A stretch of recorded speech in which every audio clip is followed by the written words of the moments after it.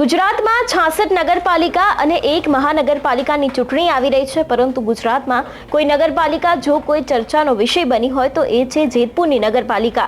જેતપુરમાં આની પહેલા પણ આમ આદમી પાર્ટીના નેતાઓ દ્વારા જેતપુરના ધારાસભ્ય જયેશ રાદડિયાને ખુલ્લો પડકાર ફેંકવામાં આવ્યો હતો, પરંતુ હવે આમ આદમી પાર્ટી અને કોંગ્રેસના નેતાઓ જ ભાજપમાં જોડાઈ રહ્યા છે। શું છે સમગ્ર વિષય જોઈશું આ વિડીયોમાં। નમસ્કાર, હું હંસિની અને તમે જોઈ રહ્યા છો નિર્ભય ન્યૂઝ। ગુજરાતમાં સ્થાનિક સ્વરાજની ચૂંટણી આવતાની સાથે જ ગુજરાતના રાજકારણમાં નવા જૂની થવાના એંધાણ હોય એવું લાગી રહ્યું છે।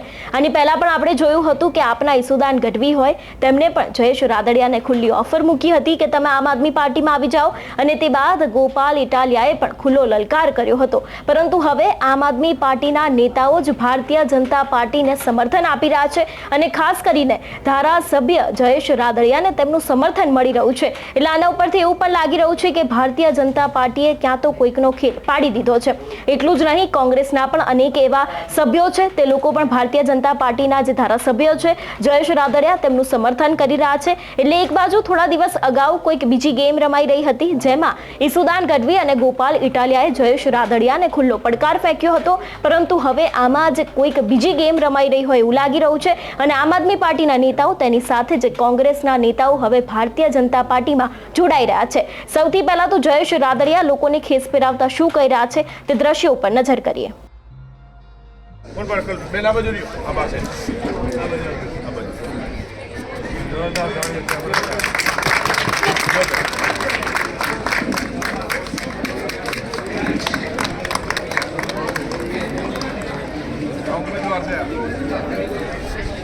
બેન હિરણભાઈ ધામેલિયા એ આજે વોર્ડ નંબર 10 માં કોંગ્રેસના ઉમેદવાર હોય, જે આજે ભારતીય જનતા પાર્ટીમાં જોડાતા વોર્ડ નંબર 10ના ભારતીય જનતા પાર્ટીના ઉમેદવારોને ખુલ્લું સમર્થન આપે છે।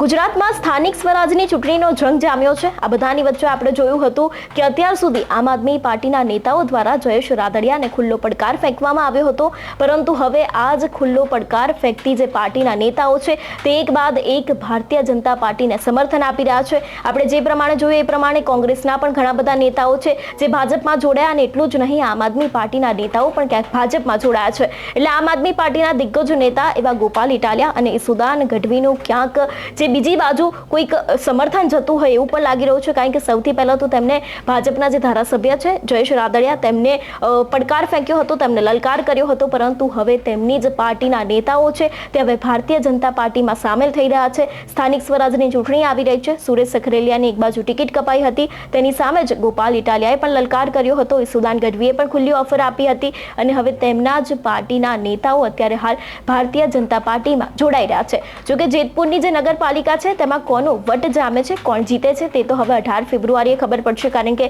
તેના પરિણામો 18 ફેબ્રુઆરીના રોજ સામે આવવાના છે। એટલે હવે આગામી દિવસમાં જોવાનું રહેશે કે જેતપુરમાં ખરેખર જે ત્રિપાંખીયો જંગ જામ્યો છે તેમાં કોણ વિજય બને છે। તમારું શું માનવું છે આ વિષયને લઈને અમને કમેન્ટ કરીને ચોક્કસથી જણાવજો। તેની સાથે જ અમારી ચેનલ નિર્ભય ન્યૂઝને લાઇક, શેર અને સબસ્ક્રાઇબ કરવાનું ભૂલશો નહીં। નમસ્કાર।